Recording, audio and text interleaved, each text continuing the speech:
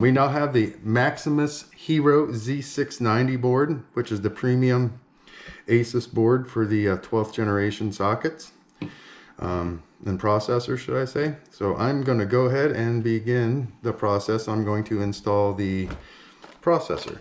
I have the i7 12700K, which is a overclockable i7 for the 12th gen.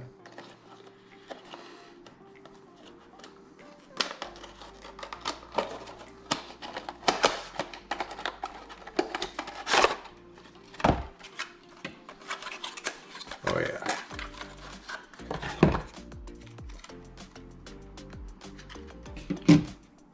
So I'm going to go ahead and push down on the lock, pop that up, gonna lift up here, check my pins. I'm checking, make sure every pin and there's no obstructions, there's nothing crazy bent going on or nothing.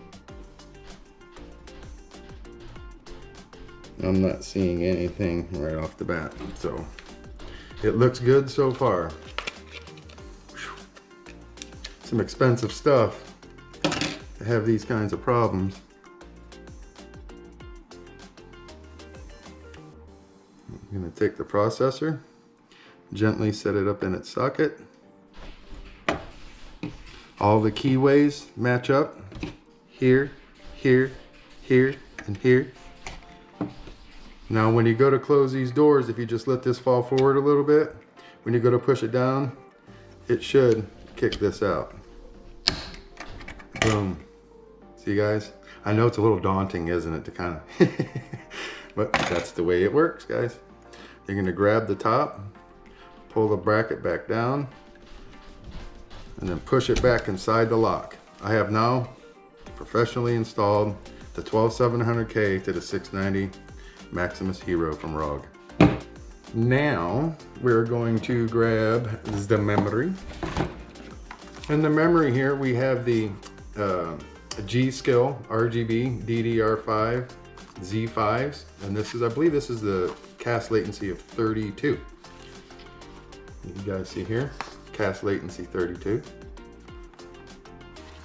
And this is the RGB version, so you know, I mean, this isn't anything anybody's never seen before. Very common. This is the #1 for this generation. This was the #1 set of DDR5 chips for this series. And I believe it is the 6400. It is, and 32 gigabytes.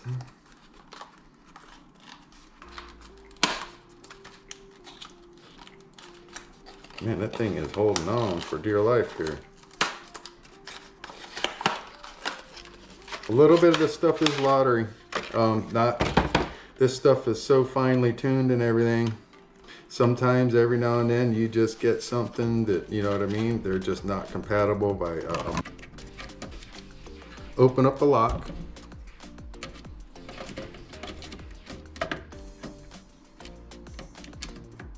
I definitely had it right the first time. Just didn't want to go in the slot. Give her a smidgen. Click, click. Now I'm gonna skip a slot as normal. Open up the lock.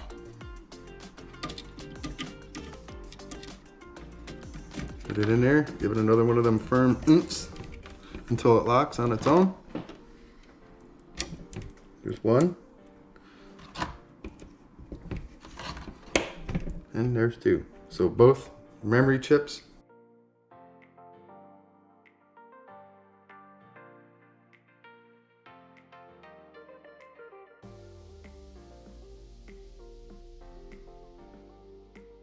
Absolute beast of an SSD and an NVMe.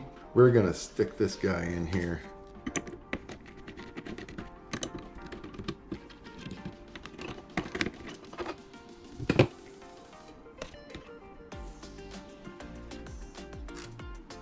You peel this little plastic film off so that the M.2 sticks to it.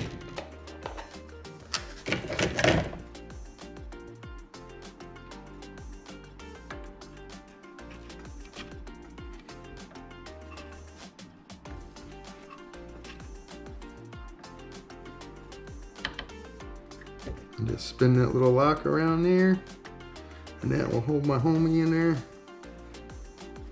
Ta-da!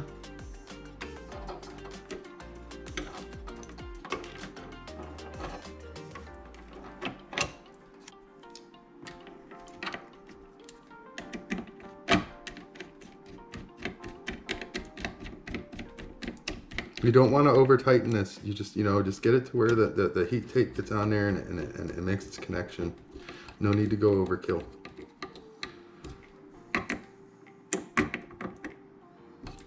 Okay. All right. Again, I'm not over tightening it. I'm just making sure that it's not going to fall off of there. Just a little bit past almost snug.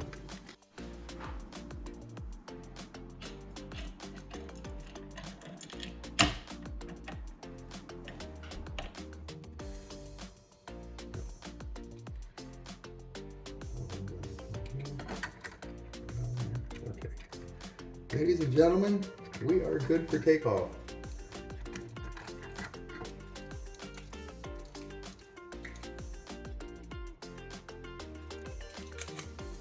I think I like it better like that. If I do it like that, I'll be able to see the screen better. So we need to remove the plastic film here. Then I'm going to take the thermal paste.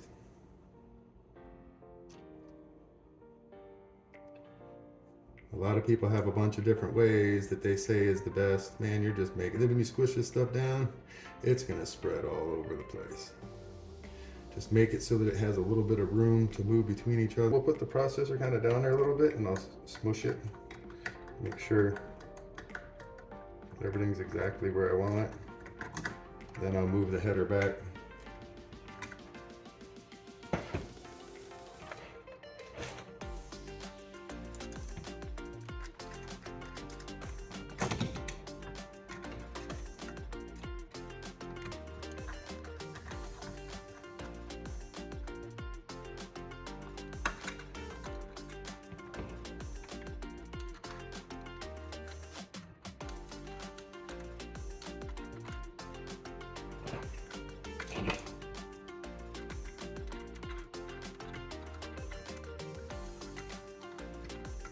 Again, guys, this is not run it down with an impact. This is not a car's lug nuts on its tires. There's no reason to try to send these nuts all the way through the board. You don't want to break the traces. I know this is I think it's 8 layers or 9 layers. I mean, this is like as good as you can get built of a circuit board, but it is still a circuit board. It's a copper trace. I'm going to do it evenly. There is a spring on there, so it kind of loads down automatically a little bit evenly.